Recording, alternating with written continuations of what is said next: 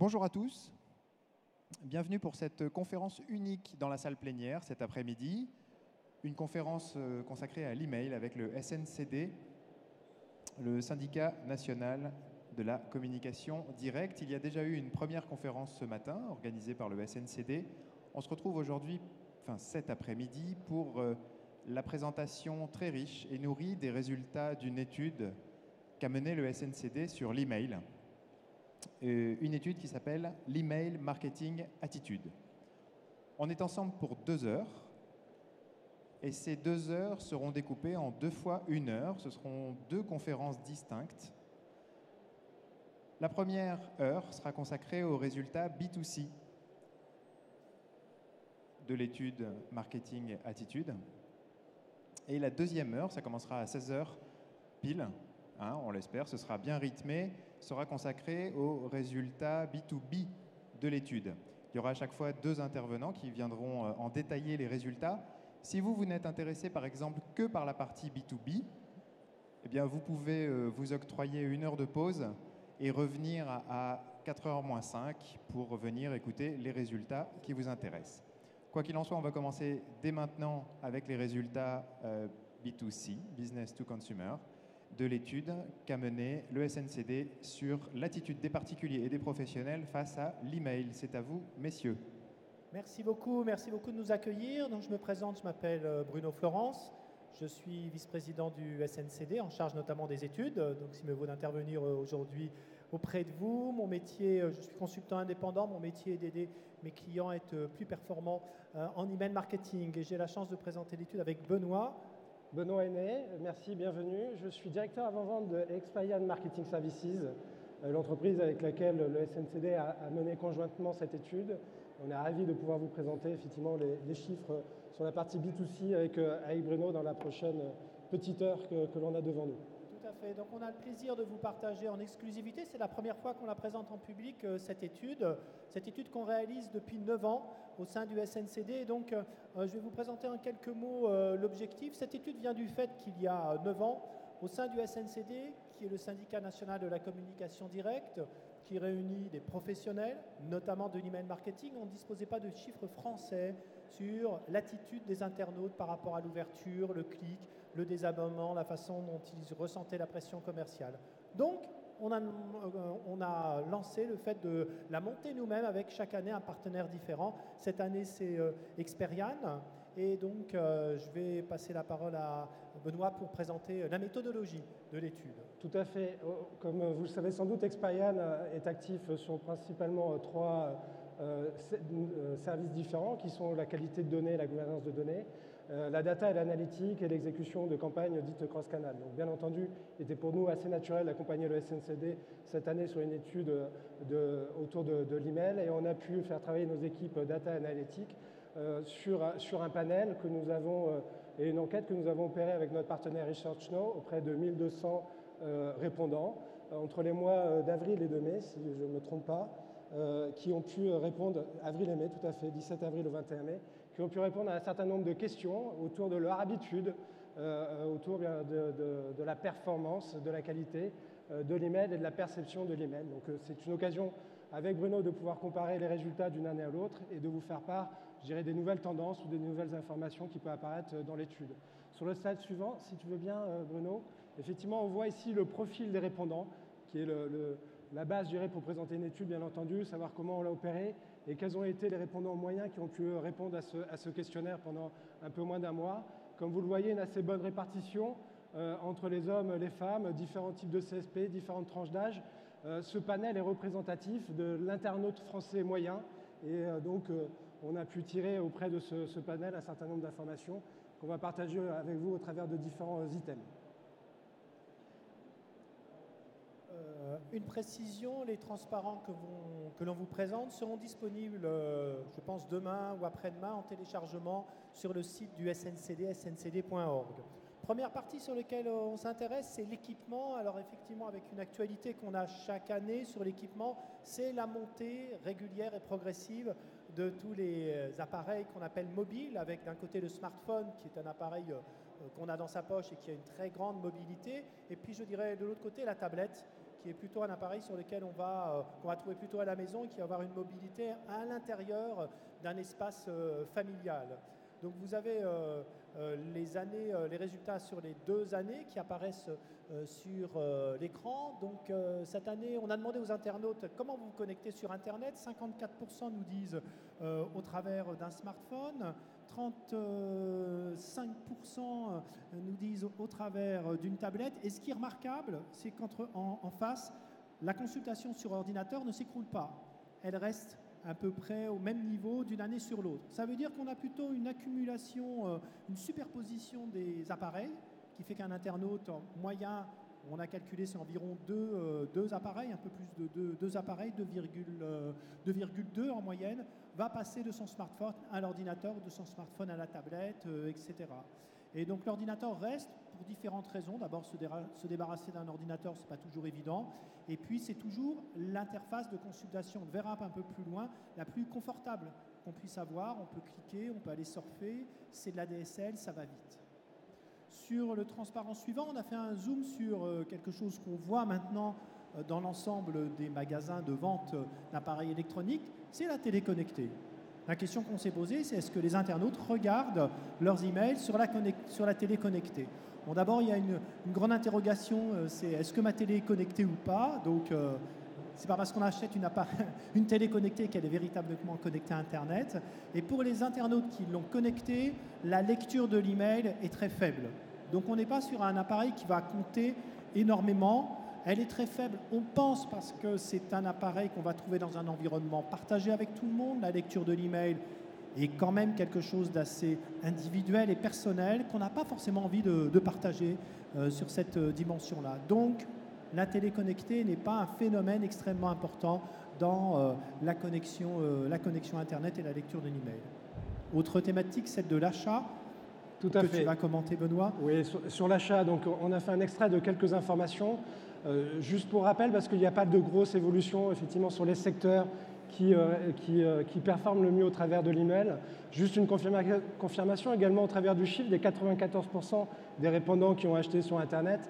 Bien entendu, on vient et on confirme la puissance d'Internet dans sa capacité de faire des achats.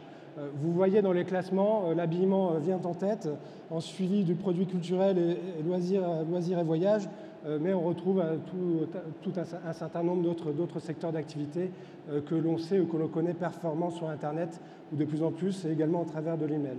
Sur le slide suivant, on a voulu faire la distinction pour venir, alors premièrement, confirmer bien entendu la performance et la pertinence de l'email pour générer du trafic en magasin et de la performance. Mais on a pu et voulu faire le distinguo entre des canaux, des médias qui étaient plutôt offline et des médias qui étaient plutôt online. Les médias qui sont plutôt online génèrent plutôt du trafic sur le site web et les médias qui sont offline génèrent du trafic vers le magasin. À la seule différence, à la notion près, vous voyez peut-être le SMS au milieu des canaux online qui a une très forte performance pour générer du trafic en magasin. Effectivement, un des sujets majeurs qu'ont tous les retailers qui ont des boutiques présentes, c'est la notion de web to store. Et on voit que, l'email est efficace dans ce domaine-là, et deux, que potentiellement, bien entendu, les canaux, et ça vient confirmer un petit peu les tendances qu'on avait tout à l'heure, auprès de la mobilité, et entre autres le smartphone, alors sans doute les push notifications, mais là, le SMS prouve sa performance pour générer des achats. Un autre élément qui vient prouver l'efficacité de l'email, ici, au travers d'une question qui disait « Si vous recevez une offre valable online, est-ce que vous allez sur le site internet ou quelles sont vos attitudes par rapport à des offres qui sont valables online par rapport à des offres qui sont valables offline ?» Et on voit ici effectivement que la performance pareil de l'online, du offline vers le offline, de l'email avec une offre boutique et le trafic généré vers la boutique est assez performant. Bien entendu, ce qui fonctionne énormément aussi, c'est les bons plans. L'email ou le web, c'est un vecteur important de promotion et de bons plans. C'est ce qui attire principalement les gens. Ce que vous pouvez voir également aussi, là, le chiffre qui est assez important, c'est que l'email est assez souvent conservé également, potentiellement, pour avoir un historique. des informations sur les tarifs qui sont pratiqués. Tout à fait, on pense souvent que l'email est un média un média chaud. Média chaud au sens où on le consulte et puis après on l'oublie, on le jette et on le voit quand on fait une campagne d'emailing, en 24-48 heures, vous avez l'ensemble de vos résultats. Mais ce qu'on constate, c'est que les internautes reconsultent une semaine, 2 semaines après, faiblement. Et ça, c'est des signaux faibles qu'on peut très bien détecter pour identifier ensuite un intérêt. Si un internaute réouvre un email 2 semaines après l'avoir reçu, c'est qu'effectivement il y a pensé, il l'a mis de côté. On peut imaginer des scénarios qui vont être de relance ou de détection d'intérêt fort et qui vont permettre d'enclencher des campagnes automatiques sur ce type d'événements intéressants. Une pratique à étudier. Je te laisse reprendre la main sur l'usage des boîtes mail. Alors, on a fait effectivement une question qu'on pose régulièrement, c'est le nombre de boîtes aux lettres que possèdent les internautes et en fonction de la première boîte, la deuxième et la troisième boîte, qu'est-ce qu'ils en font et comment ils l'utilisent. Là, on est sur les domaines. Alors, on a rajouté les domaines pour effectivement donner un petit peu La première chose qu'on a posée comme question, c'est quels étaient les domaines les plus utilisés par typologie de boîte. Donc, sur la boîte aux lettres principale, qui est en bleu, on a le domaine le plus utilisé qui va être Hotmail avec derrière Orange et Gmail. Sur les boîtes aux lettres secondaires, on a une grosse domination de Gmail, qui est globalement, quelle que soit la base, le domaine qui monte de plus en plus dans vos bases e-commerçantes ou vos bases médias. Gmail a annoncé avoir un peu plus récemment 800 millions d'utilisateurs, ce qui est quand même presque 2 fois plus qu'Hotmail. Donc c'est par rapport aux jeunes générations, mais aussi aux boîtes aux lettres gratuites, un des domaines les plus courants et les plus fréquents qui est à manager, au sens où Gmail est aussi un peu particulier en termes de délivrabilité. Deuxième question qu'on a posée, c'est quelle était la fréquence de consultation. Ça nous intéresse de savoir si l'email est fréquenté et consulté peu fréquemment ou si c'est un média qu'on consulte tous les jours. Depuis 9 ans qu'on fait cette étude, on a des taux de consultation d'internautes qui annoncent consulter au moins une fois par jour leur boîte aux lettres qui sont proches de 90 à 95%. Ça veut dire que la relation est constante. Ça veut dire que l'email aussi, derrière, si vous voulez toucher vos clients et vos prospects, est un canal relativement incontournable parce que très économique, mais surtout, il est universel. On n'achète pas sans email, on ne sait pas faire. Et quelque part, si on veut avoir un identifiant d'un internaute, c'est l'email qu'il faut le posséder. Peut-être aussi le numéro de téléphone mobile qui peut être intéressant, mais en tout cas, l'email est largement le plus intéressant et le plus économique. Troisième statistique qu'on a été chercher, c'est quel était l'usage que l'on destinait à cette adresse mail. Bien sûr, c'est une vérité de la palisse. La première boîte aux lettres, on la détermine à gérer sa correspondance personnelle. Mais pas que ça. En deuxième position, on retrouve à 60% les services administratifs, ce qui est intéressant. Et puis, en troisième position, gérer mes achats et mes ventes privées.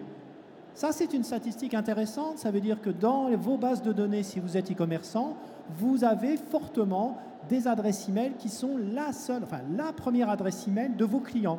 Ça veut dire qu'elles vont rester, qu'elles sont pérennes, et on est assez loin de l'idée de l'email jetable dans ce contexte-là.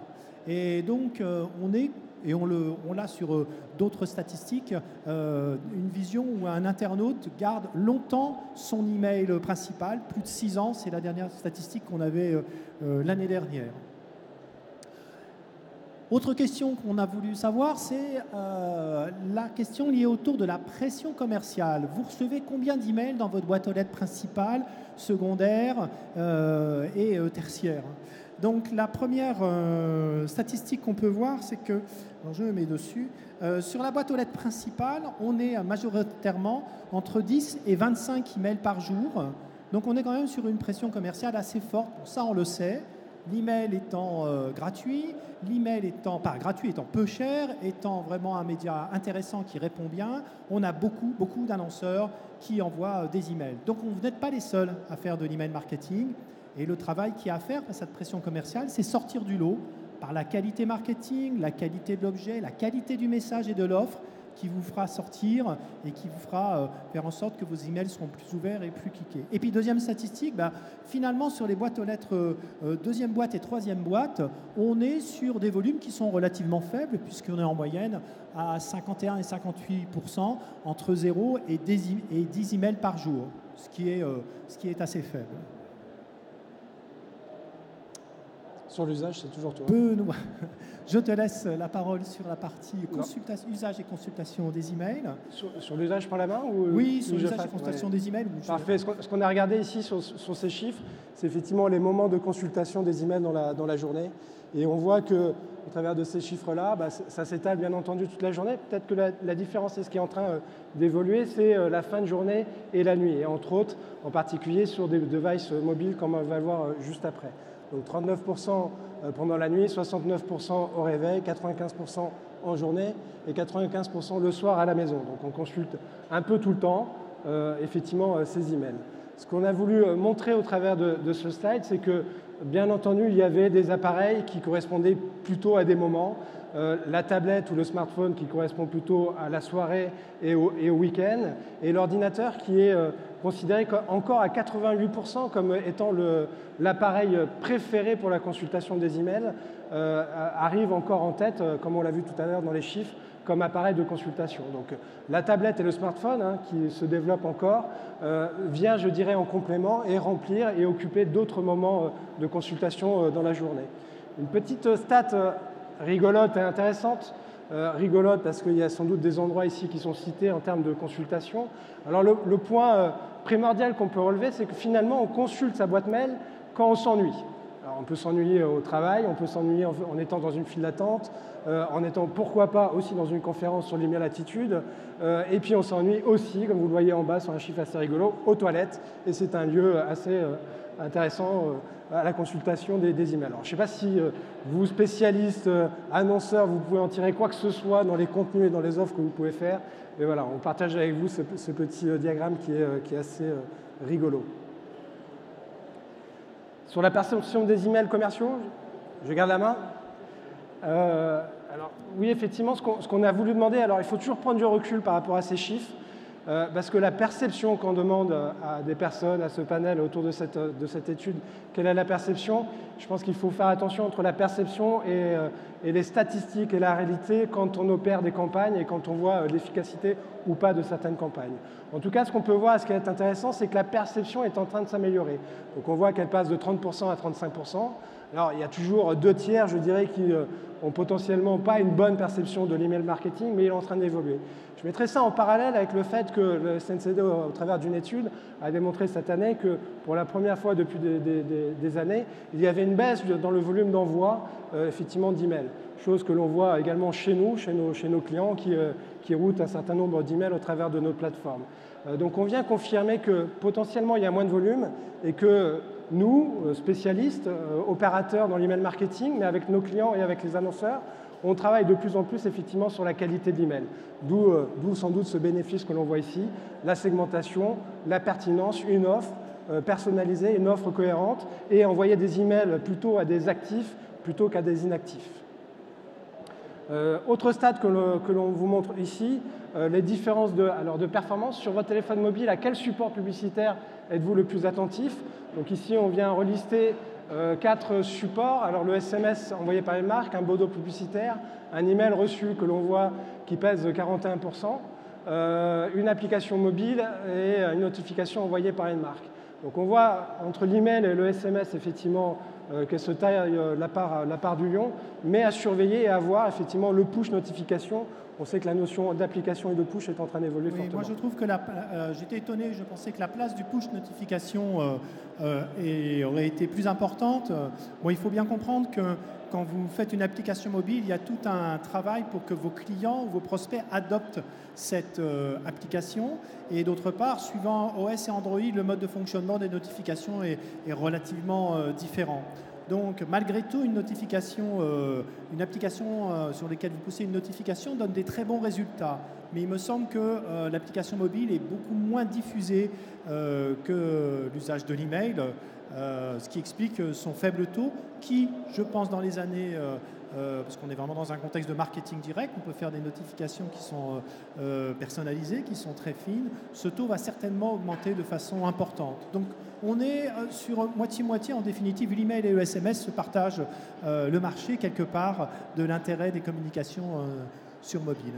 Et effectivement, sans doute un sujet à observer au cours des prochaines années, avec la notion d'application et donc de push qui va se développer, comme également, on l'a vu tout à l'heure, la télé connectée qui ne fonctionnait pas, mais sans doute des objets connectés qui demain amèneront aussi de la performance. Je crois qu'on passe au sujet des abonnements et spam. Donc là, des abonnements, c'est en général une mauvaise nouvelle.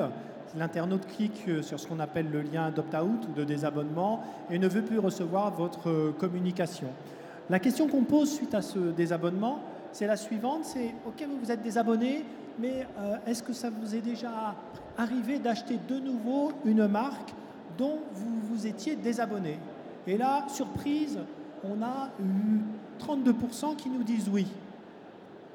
Ça veut dire quoi? Ça veut dire qu'il y a eu dans l'instant, d'abord, il y a peut-être une saturation du canal email. Le canal email n'est peut-être pas le plus appétant par rapport à votre clientèle ou à vos prospects, et que malgré tout, la marque concerne pas une certaine confiance, mais suffisamment d'attrait pour que l'internaute aille ensuite acheter directement en ligne. Ça veut dire que dans vos bases, quelque chose que vous pouvez faire tout de suite après notre rencontre, c'est aller regarder tous les gens qui sont désabonnés et voir en face si vous avez eu des achats.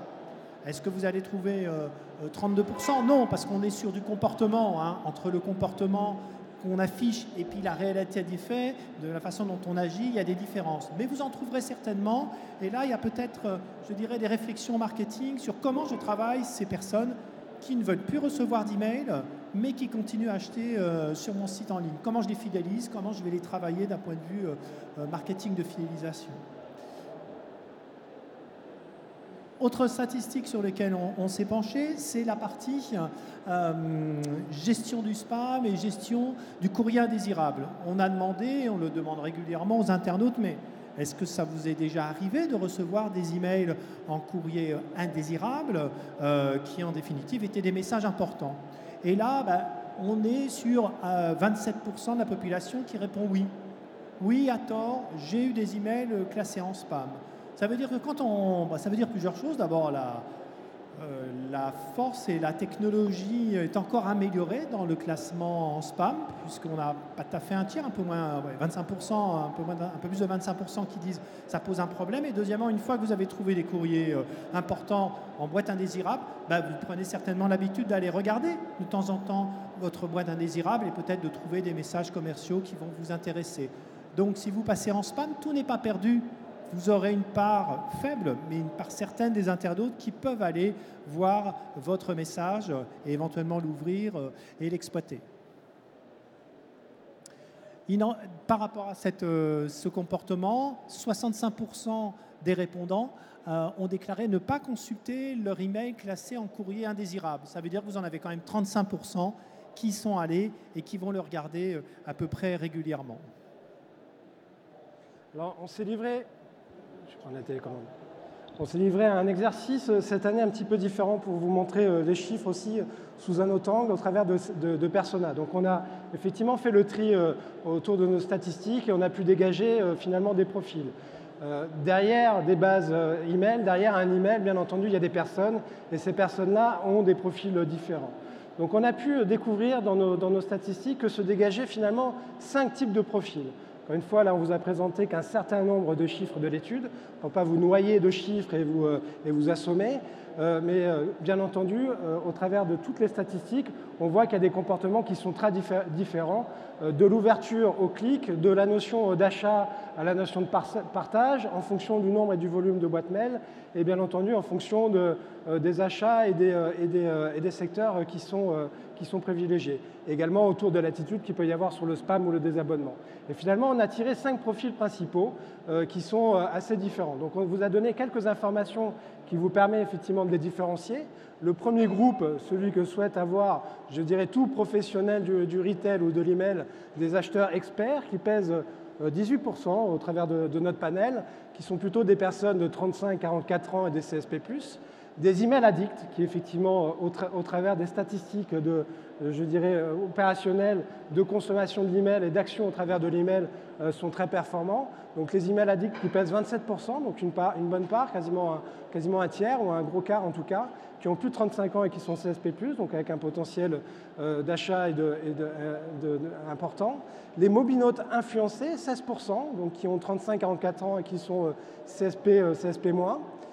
Des réticents à 14%, qui sont plutôt jeunes et qui sont actifs, alors pas encore avec un pouvoir d'achat conséquent, mais sans doute à développer, et sans doute des gens et un profil à étudier. Oui. Et enfin...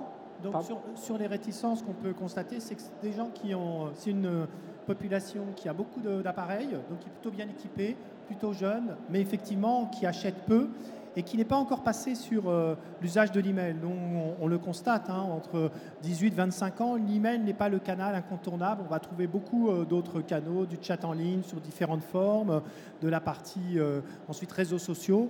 Et puis ce qu'on constate, c'est lors du passage dans l'environnement professionnel, où là l'email devient un canal de communication incontournable, qui dit entre professionnels et qui dit aussi passage dans la vie professionnelle, revenus plus conséquents. Et encore une fois, il faut un email pour acheter et c'est sur l'email que vous allez trouver les bonnes promotions. Et à ce moment-là, cette population va changer de segment. Donc on verra effectivement comment elle évoluera. Et enfin, le dernier groupe, le détaché qui pèse 25%, 45 ans et plus et inactifs. Et vous voyez qu'effectivement, elles sont classées en fonction de leur équipement et de leur appétence à l'achat online et à l'email. Pour vous détailler au travers de 3 autres slides ces différents segments, personas qu'on a pu sortir de notre étude, autour de l'équipement, sans surprise, on vient confirmer que ceux qui sont email addicts ou acheteurs experts, en termes d'indices, donc dès qu'on passe la barre des 100, on est bien entendu au-dessus de la moyenne, donc tous ceux qui sont à 112 jusqu'à 163 ou 164 pour les mobinautes influencés ou pour les réticents, sont beaucoup plus équipés que la moyenne de notre panel. Donc ils sont suréquipés. Tout à l'heure, on voyait une statistique. L'équipement moyen d'avoir plusieurs appareils est à 2,2, mais en fait, on se rend compte que soit on a un seul appareil, soit on en a quasiment 3, parce que les multi-équipés sont à 2,9. Donc on a quasiment, ceux qui ont beaucoup d'équipements ont quasiment 3 appareils entre les mains, PC, smartphone et tablette. Peut-être que ça fait d'ailleurs écho à votre quotidien et votre réalité de tous les jours. Et on voit au milieu se détacher, les détachés, pour les nommer, qui sont effectivement du coup pas du tout équipés, ce qui peut expliquer que bien entendu ils soient moins appétents ou moins aguerris vis-à-vis de l'usage de l'email marketing et des achats online. Mais on voit également les réticents qui eux pour le coup sont très bien équipés, et qui sont détenteurs de différents appareils, qui eux sont vraiment dans une attitude, c'est pour ça qu'on les appelait réticence vis-à-vis de l'email marketing ou d'Internet. Ici, la même lecture sur les statistiques pour venir, encore une fois, vous apporter un peu plus d'éclairage sur ces personas. Sur la maturité d'achat online et email, toujours la même lecture, ceux qui dépassent la barre des 100 et voire même au-dessus de 120, qui est un potentiel d'indice extrêmement révélateur. Vous voyez quelle est l'attitude. Là, encore une fois, on revoit le groupe des détachés qui, vis-à-vis de la maturité online et email, sont, je dirais, nettement différents que l'ensemble des groupes, et les réticents également qui viennent coller un petit peu à ce peloton-là. Donc, disposent de 3 adresses email au plus. Vous voyez ceux qui en ont plus de 3. Finalement, les acheteurs experts en ont d'ailleurs plus que les email addicts. Le nombre de boîtes email par segment, donc 2,1 c'est la moyenne, donc on voit que sur les détachés on est à 1,8, donc encore une fois en dessous de la moyenne, etc. etc. Le petit chiffre qu'on peut peut-être regarder, c'est qu'ils utilisent au moins une de leurs boîtes pour les réseaux sociaux, et là on voit que les emails addicts sont très performants et que viennent passer la barre des 100 les mobinautes influencés également sur cet élément-là. Dernier chiffre autour de ces personas, la perception de l'email de ces différents groupes. Encore une fois, regardons ceux qui sortent un petit peu du lot. Je reçois des offres pertinentes. Finalement, pourtant, les détachés qui ne réagissent très peu ou très mal disent recevoir des offres pertinentes. Et on voit se détacher, on voit les différents groupes, comment elles se comportent. On constate une appétence importante des emails addicts, bien entendu, par rapport à l'ensemble des autres groupes qui vient là, je dirais en termes de score, montrer une toute autre différence. Alors, bien entendu, dans vos bases, dans vos actions marketing, il est intéressant de remettre en perspective ces chiffres-là, des actifs, des personnes, de leur façon de consommer et d'interagir avec les emails, quelle que soit leur typologie, pour pouvoir mieux les servir et potentiellement les personnaliser et avoir une approche qui soit différente. L'impact de l'email sur le parcours client, c'est le dernier slide, pardon. On a voulu mettre en exergue les chiffres des personnes qui vont en magasin suite à un email. Donc on voit que les acheteurs experts répondent très fortement, bien entendu, à ce type d'action. Achètent suite à un email commercial. Encore une fois, les acheteurs experts, ils portent bien leur nom et viennent surperformer le groupe, à l'inverse des détachés et des réticents qui sont, eux, au fond des stats. Ensuite, achètent à nouveau suite à un désabonnement, qui est une statistique importante que signait tout à l'heure Bruno, vis-à-vis du désabonnement et du spam. Il peut se passer des choses après, et on voit bien que les acheteurs experts ou les email addicts, effectivement, ne s'arrêtent pas là et peuvent retourner vers une marque, vers effectivement des actions vis-à-vis d'une marque, bien qu'ils soient désabonnés à un instant T sur cette marque-là. C'est sans doute la question de pertinence ou potentiellement de volume d'envoi qui font qu'ils se désabonnent et pas forcément seulement une question de désintérêt vis-à-vis d'une marque. On en a fini pour la présentation de l'ensemble des chiffres. C'est sans doute l'occasion avec vous de partager des éléments de conclusion. Je ne sais pas, Bruno, si tu veux remettre en exergue, si tu as les quelques chiffres sous les yeux, s'il y a des chiffres en particulier que tu veux ressortir, ou nous faire un commentaire sur les résultats de cette étude globalement. Oui, ce qu'on voit, mais ça on le connaît, c'est que l'email est un très bon facteur déclencheur d'achat en ligne. Donc l'email est incontournable en fidélisation. Moi, je peux qu'encourager les sites e-commerçants qui ont une activité de vente en ligne, de travailler leur base client. C'est toujours plus intéressant de la travailler, ça veut dire de la segmenter, d'adapter la pression commerciale en fonction du segment. Et derrière, vous aurez des très bons résultats. Et classiquement, on estime que l'email marketing doit représenter à peu près 25% en moyenne de votre chiffre d'affaires en ligne. Si vous êtes en dessous, il y a peut-être des spécificités qui sont clairement, ça peut être la fréquence d'achat aussi, et puis il y a des activités, notamment les ventes privées, sur lesquelles on est largement au-dessus, à 50, 60, 65%, au last click déclenchant l'achat sur un site web. Ensuite, une autre dimension intéressante, c'est qu'on n'a pas cité, c'est l'utilisation du bouton spam. Vous savez, maintenant sur toutes les webmails, sur tous les webmails, Gmail, Yahoo, Hotmail, Outlook.com, pardon, et Yahoo, on a un bouton de qualification de spam. On a posé la question, est-ce que vous l'utilisez déjà? 32% ont répondu oui, on a déjà utilisé le bouton spam. On n'a pas vérifié, on n'a pas questionné sur les raisons, mais ça veut dire que quand vous êtes puni par le webmail, quand vous avez trop de plaintes, puisque le fait de cliquer sur le bouton « Ceci est un spam » va générer une plainte qui est générée par le webmail pour filtrer la performance de vos emails, ça veut dire qu'on est sur un échantillon de 32% qui l'ont déjà fait. Bien sûr, sur ces 32%, c'est que du webmail. Tous les gens qui relèvent leur email sur Outlook, le logiciel, et ils sont nombreux, surtout en B2B, la plainte n'est pas comptée. Donc ça, toujours la plainte est un très bon indicateur de la qualité de votre message et la qualité de votre programme relationnel et aussi de votre base d'email. Et puis, dernier chiffre, 35% des répondants considèrent qu'un email envoyé suite à leur navigation sur un site internet, donc retargeting, est intrusif. 35%, ça veut dire que 65% considèrent que ce n'est pas intrusif. On peut voir le verre à moitié vide, à moitié plein. Mais ça veut dire que quand même si on fait de l'email retargeting, il faut que l'email soit de qualité, c'est-à-dire bien personnalisé, certainement bien identifier la provenance. Régulièrement, je rencontre des acteurs ou des personnes qui reçoivent beaucoup d'emails. Je ne comprends pas, suite à ma visite, je reçois un email et pourtant, je n'ai jamais donné l'email au site. C'est toujours une surprise pour l'internaute. Donc, certainement, ça amène à déclencher ces 35% de jugements négatifs. Mais même, voilà, mon message, c'est même si on fait d'email retargeting, il faut le soigner et les prestataires le savent. Il faut avoir les bonnes données pour bien personnaliser cet email pour qu'il soit ressenti comme moins intrusif. Benoît, as-tu d'autres chiffres? Oui, j'ai remis ce dernier slide où effectivement on vient reprendre certains éléments que tu viens partager avec nous. En conclusion, autour de cette étude, ce que l'on voit, c'est effectivement la confirmation, ce n'est pas une surprise, que le mobile et ou la tablette viennent s'imposer, en tout cas à certains moments de la journée en particulier, le soir et le week-end, comme un appareil important de lecture et de consultation de ces emails. Et on voit ce n'est pas contre le PC, mais bien en complément du PC. La performance de l'email est bien entendu toujours importante et fait ses preuves. Elle vient parfois être complétée d'autres supports mobile, online, on pense au SMS, mais aux push notifications. On sera curieux de suivre l'évolution. Au papier aussi. Le papier aussi, bien entendu, oui, les autres canaux. On sera curieux de suivre l'évolution, je dirais, bien entendu, push de la notification, mais également des objets connectés. Hein. Je pense que l'année prochaine, il sera sans doute intéressant de se pencher autour de la Apple Watch, surtout qu'elle vient de changer d'OS. Donc, potentiellement, est-ce que ses performances et la consultation d'email sera vue? Enfin, pour reprendre ces éléments-là, bien entendu, travailler ses actifs, segmenter, personnaliser, être pertinent, c'est extrêmement important.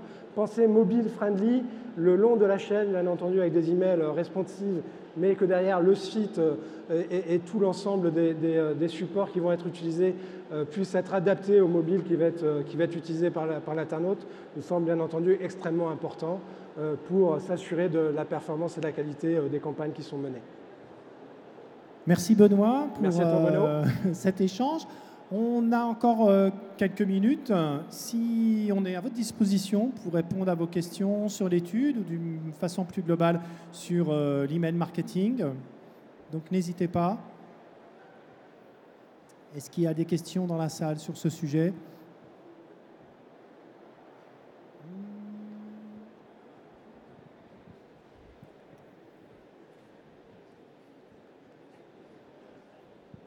Oui, bonjour. Je ne sais pas si la question a déjà été abordée. Sur l'analyse des différents personas que vous avez pu identifier, est-ce que vous avez croisé ça, par exemple, avec des analyses sociodémographiques, âge, revenu, niveau Oui, ça fait partie des éléments de présentation lors du panel. Et effectivement, sexe, âge, le CSP, des tranches d'âge, etc. Donc c'est pour ça qu'on a pu recroiser un certain nombre d'informations et en tirer des profils, pas seulement parce qu'ils ont une attitude vis-à-vis de l'email et qu'ils ont répondu à un certain nombre de questions d'une certaine façon, mais on a bien entendu croisé les éléments sociodémographiques qui viennent décrire ces groupes-là. Il y avait une autre question ? D'autres questions ? Vous menez cette étude tous les combien ? C'est une étude qui est menée annuellement, donc souvent avec un terrain d'enquête qui se déroule au mois de mai, au mois de juin, et ça fait 9 ans qu'on mène l'étude. Alors, quand on regarde les études il y a 9 ans en termes de statistiques, à part la mobilité qui était extrêmement présente, globalement, on peut constater que le comportement de l'internaute n'a pas extrêmement changé. Donc il y a 9 ans, par rapport à la façon dont il se désabonnait, la façon dont il ressentait la pression commerciale, et c'était peut-être un peu moins fort, mais globalement, on a vraiment un comportement de l'internaute qui est relativement stable par rapport à l'email marketing. Peut-être l'évolution la plus forte, je reviens sur ce que je dis, c'était sur le désabonnement, où maintenant la confiance dans le lien de désabonnement est plus forte qu'avant. Avant, on avait vraiment une grosse partie de la population qui, pour se désabonner, ne faisait rien. Je n'ouvre plus, je ne clique plus. Ou l'autre affirmation, c'était je règle mon dispositif de filtrage sur Outlook, notamment, pour aller le mettre à la poubelle. On a vu au fur et à mesure des années ce type de comportement baisser, l'usage du désabonnement, du lien de désabonnement augmenter, et par contre, l'usage aussi du bouton spam augmenté parce qu'il s'est généralisé. Et puis parce qu'il faut bien le reconnaître, on a encore des acteurs qui gèrent très mal le désabonnement. Et bien que vous vous désabonniez, vous recevez toujours des communications commerciales. Est-ce que cette étude porte sur les utilisateurs français ? Tout à fait. Voilà. Est-ce que les résultats de cette étude sont comparables aux résultats d'une autre étude qu'on pourrait imaginer aux États-Unis, par exemple, par un syndicat équivalent au vôtre ? Est-ce qu'on a les mêmes comportements ? Est-ce qu'on est en retard ? Est-ce qu'en se basant là-dessus, on peut prévoir ce qui va se passer chez nous dans les années à venir ? On a la même étude qui se déroule avec la DMA, Direct Marketing Association, aux États-Unis. Et bon, la grande différence, c'est la pression commerciale, ou la pression commerciale aux États-Unis. On a une pression commerciale ressentie par l'internaute qui est bien plus forte qu'en France. Je dirais qu'en France, on est raisonnable par rapport à la pression commerciale, même si vous avez des marques qui vous envoient 1 à 2 emails par jour, certaines sont très connues. Par contre, aux États-Unis, c'est relativement généralisé, même si ça tend à se calmer, mais on est vraiment dans des pressions commerciales qui sont déraisonnables par rapport à ce que nous, Européens, on pourrait, je dirais, supporter.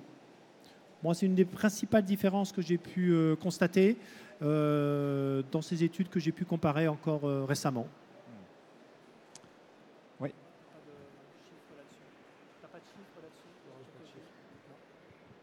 Justement, sur la pression commerciale, est-ce qu'on sait un petit peu ce qui est ressenti comme trop fort en termes de nombre d'emails chez les Français? Vous pouvez répéter? La pression commerciale est... Oui, qu'est-ce qu'un Français considérerait comme une pression commerciale trop forte? À partir de combien d'emails en fait par semaine, on va dire? Alors, la réponse dépend du segment.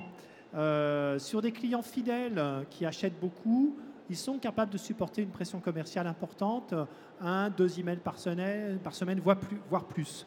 Et dans votre base, vous aurez des segments qui seront plutôt de faible fréquence d'achat, qui achètent une fois tous les 6 mois ou tous les ans, sur lesquels la pression commerciale sera moins importante. Donc la pression commerciale, on peut la gérer en fonction de l'engagement d'achat ou l'engagement de visite. Après, on a, il y a 2-3 ans, posé la question, quelle est la fréquence à ce même type de panel, quelle est la fréquence optimale de diffusion de que vous constatez, vous, internautes, comme acceptable de réception d'un email commercial? La réponse, c'était aux environs d'une newsletter tous les 15 jours. Ça, c'est une réponse d'appréciation de l'internaute. Nous, on sait que marketeur, on peut faire plus et on doit faire moins. Donc, idéalement, la première chose, c'est de jamais traiter ses prospects et ses clients de la même façon, et ensuite de traiter ses très bons clients et ses moins bons clients de façon différenciée sur la pression commerciale. Et il y a 2 choses aussi que je peux dire sur la pression commerciale, si je peux compléter. On a la pression commerciale que nous, on envoie. J'envoie un email par semaine, je m'appelle Cdiscount, j'envoie 2 emails par semaine. Et puis, il y a la pression commerciale ressentie par l'internaute. Il y a un indicateur intéressant que vous pouvez rapidement exploiter, c'est tous les internautes qui ouvrent, donc qui ont une pression commerciale, une exposition au message, mais qui ne cliquent pas. Ça veut dire qu'ils ont ouvert votre message, mais qu'ils n'ont rien trouvé d'intéressant. Et donc là, la pression commerciale ressentie est forte. Il y a eu des études menées par Andrea Michaud, qui est maintenant quelqu'un qui enseigne, qui a fait une thèse là-dessus, sur la pression commerciale ressentie, et qui a montré que cet indicateur était très intéressant et pouvait être annonciateur d'un désabonnement, d'une rupture de relation avec l'annonceur par je clique sur le bouton spam, etc. Maintenant, la pression commerciale, par expérience, et là, on pourrait rappeler, est vraiment quelque chose qui est assez complexe à gérer, finalement. Le but ultime étant de gérer la pression commerciale par individu et par produit. Mais là, on est vraiment dans une chaîne d'aboutissement assez complexe. Tous les outils que vous allez avoir sur le marché vont vous proposer de gérer la pression commerciale facilement avec pas plus de X emails par semaine, enfin un email par semaine et X emails par mois, par exemple 3 par mois. C'est un bon début que vous pouvez déjà vous régler pour gérer votre pression commerciale et ensuite, au travers d'études statistiques, aller plus loin. Pour compléter, effectivement, rapidement, c'est très personnel, donc c'est difficile de donner un bon chiffre. Et puis, ça va dépendre aussi, bien entendu, de la marque et de l'objet des emails qu'il peut y avoir en face. Donc, sujet très complexe. Je reviendrai sur les éléments que citait Bruno. Finalement, il faut beaucoup regarder les statistiques entre ce qui n'est pas ouvert, ce qui est ouvert, ce qui est cliqué. Et toutes les données que vous avez entre les mains, ce sont autant d'éléments pour finalement prendre des décisions un petit peu différentes dans le rythme et le contenu des emails que vous pouvez envoyer à finalement différentes personnes. Et c'est vrai que c'est difficile de faire du one-to-many, c'est facile, one-to-few, un peu plus compliqué, et du one-to-one, bien entendu, un challenge assez énorme, mais à prendre en compte. Je crois qu'il y avait une autre question. Bonjour, j'ai une question. Tout d'abord, je voudrais savoir s'il est possible de mesurer le temps de lecture d'un email, savoir si l'email est vraiment lu ou s'il est juste ouvert et archivé immédiatement, et si oui, si vous avez des mesures là-dessus. Alors, dans l'étude, on n'a, je crois, pas sorti de chiffres particuliers par rapport à cette stat-là. C'est plutôt une mesure lors de la campagne, une mesure réelle. C'est-à-dire, techniquement, est-ce qu'on est capable de voir si l'internaute a ouvert l'email et ensuite s'il est resté 2, 3, 10 secondes ou 20 secondes devant l'email, puis le refermer. Alors, il y a un dispositif, oui, c'est une mesure qui est proposée par certaines plateformes, comme celle d'Experian.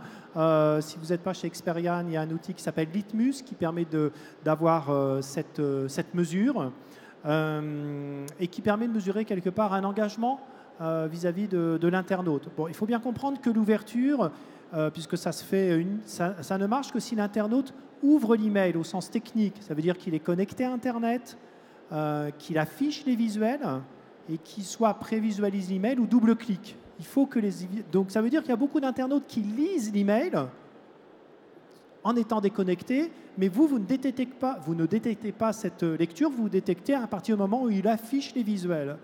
Donc, quelque part, quand vous avez 20% d'ouverture, vous avez peut-être 5 à 10% en plus d'internautes qui ont lu l'email, mais sans l'ouvrir.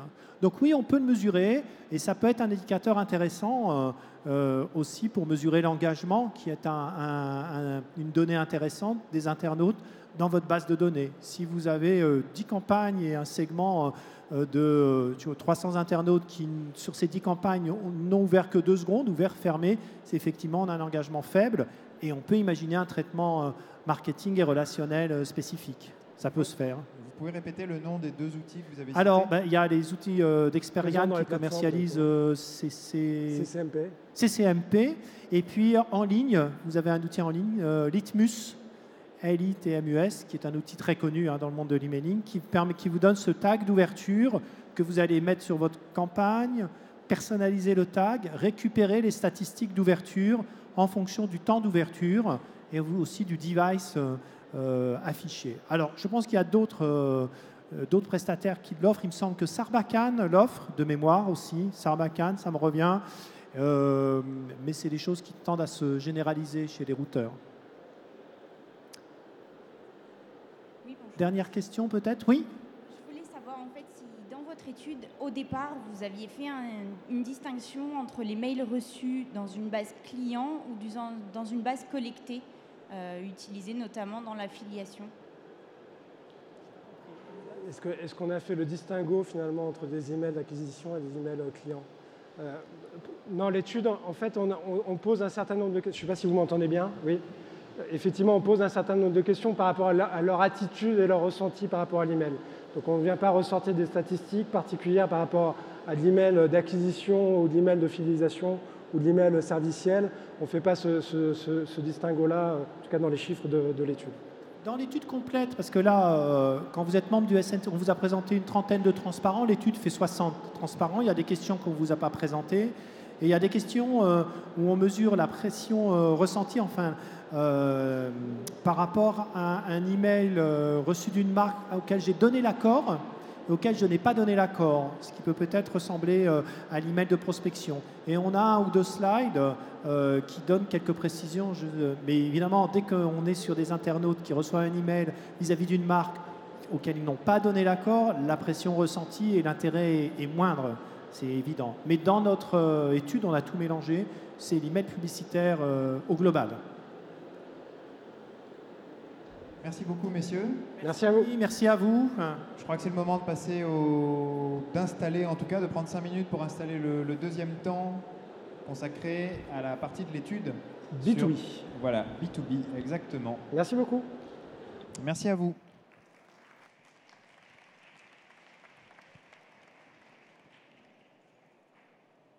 Bonjour. Je suis Monsieur Chabot. D'accord.